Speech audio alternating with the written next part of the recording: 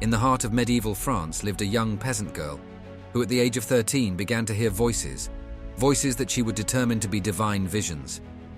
This young peasant girl was Joan of Arc, and in this video we'll explore who she was and how she led armies and inspired a nation, as well as look at her infamous fate. Join me on a journey through the remarkable life of this French teenager who would come to be known as the Maid of Orléans.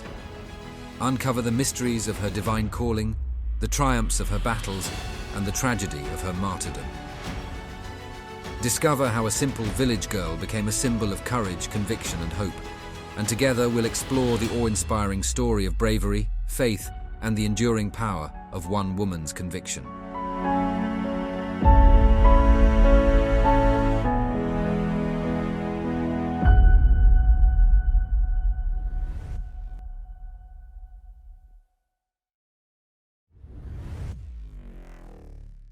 Joan of Arc, also known as the Maid of Orléans, remains one of history's most captivating figures. Born in the small village of Domremy in France in 1412, she came into a world torn apart by the 100 Years' War, a war between England and France that had begun 75 years earlier. Joan grew up in a family with 3 brothers and a sister. Her father was a peasant farmer who managed around 50 acres of land and also worked as a village official, collecting taxes and leading the local watch, an organization aimed at deterring criminal activity in the area. At the time of Joan's birth, France was divided politically. King Charles VI of France suffered from recurring bouts of mental illness, leaving him unable to effectively rule. This led to a power struggle between his brother Louis, Duke of Orléans, and his cousin John the Fearless, Duke of Burgundy, over the regency of France. The tensions escalated in 1407 when the Duke of Burgundy ordered the assassination of the Duke of Orléans, sparking a civil war between the House of Orléans, also called the Armagnacs, and the House of Burgundy. Joan's childhood was unremarkable. Her time was filled with the simple activities of rural life, such as spinning wool, doing household chores, and helping her father in the fields. However, at the tender age of 13, everything changed. She began to experience divine visions, hearing the voices of St. Catherine, St. Margaret, and St. Michael, a patron saint of the Domremy area who was seen as a defender of France.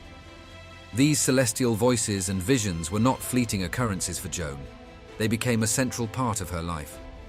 They spoke to her with clarity and purpose, urging her to take on a mission of great importance, to drive out the English invaders from France and assist Charles VII, who was the heir to the throne, also called the Dauphin. Joan believed she was on a divine mission, chosen by God to save France by installing him as the rightful king.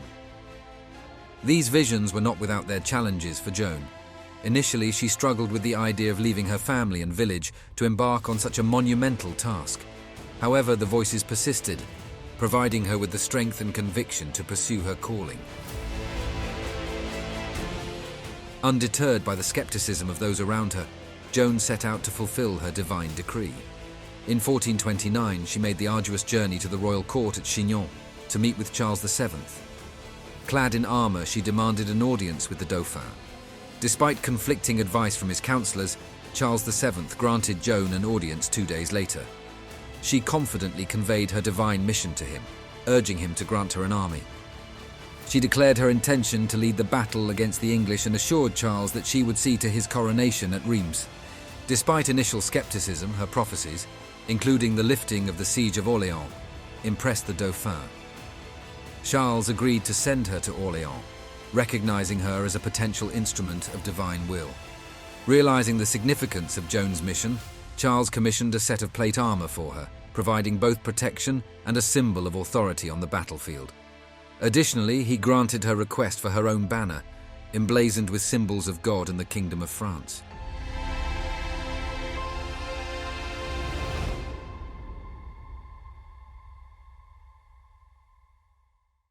In late April 1429, Joan departed from Blois with an army carrying supplies for Orléans. Initially considered a morale booster, Joan flew her banner on the battlefield despite not being given any formal command. However, her presence quickly won over the troops' support.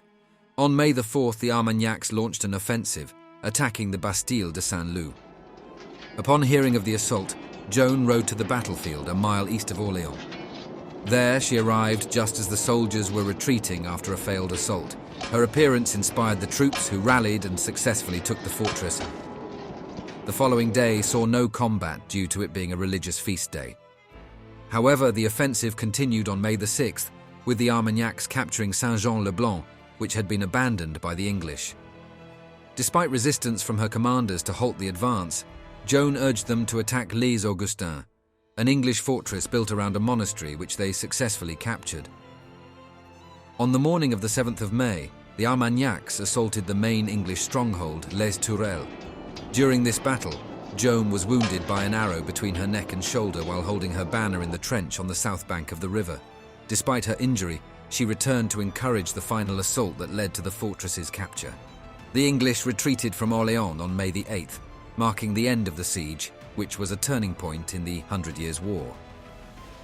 After relieving the siege of Orléans, Joan led the French army along the Loire River, liberating city after city from English control, with victories at Jargeau, Meung-sur-Loire, and Beaugency. The culmination of her campaign came with the decisive Battle of Patay on the 18th of June, where the French scored a resounding victory, largely due to Joan's leadership. This successful campaign solidified Joan's reputation as the Maid of Orléans and a symbol of French resistance. Joan urged Charles VII to journey to Reims for his coronation. She believed it was essential for him to be crowned in the traditional city of French kings to legitimize his claim to the throne. In a momentous ceremony in July 1429, Charles was crowned King of France, with Joan at his side. After the coronation, a 15-day truce was negotiated with the Duke of Burgundy, who initially promised to arrange the transfer of Paris to the Armagnacs. However, when the truce ended, Burgundy went back on his word, leading to divisions in Charles's court and a delayed advance despite Joan's desire for a swift march on Paris. Joan led the French forces in an attempt to capture the city of Paris from the English and Burgundians. Despite her efforts and courage, the assault was ultimately unsuccessful, and Joan was wounded by a crossbow bolt to her leg.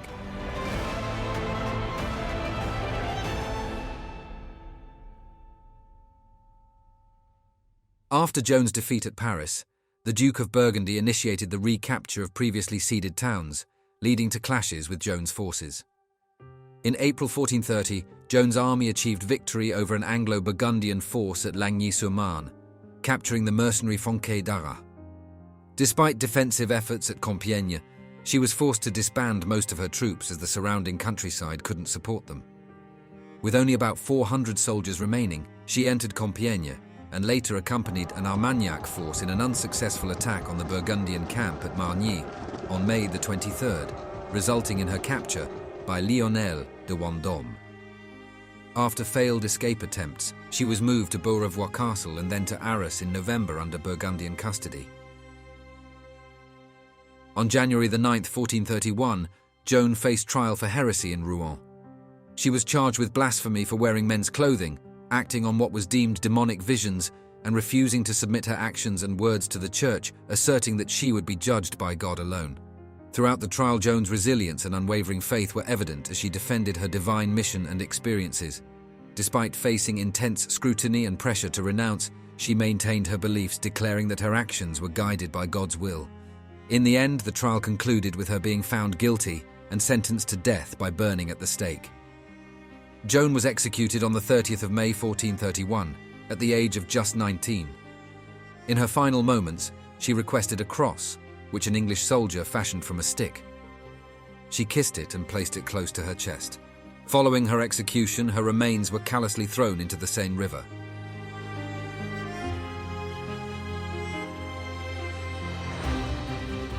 In 1920, almost 5 centuries after her death, Joan of Arc was canonized as a saint by the Catholic Church. Joan of Arc's extraordinary journey from a humble village girl to a fearless warrior and saint continues to captivate the imagination of people around the world.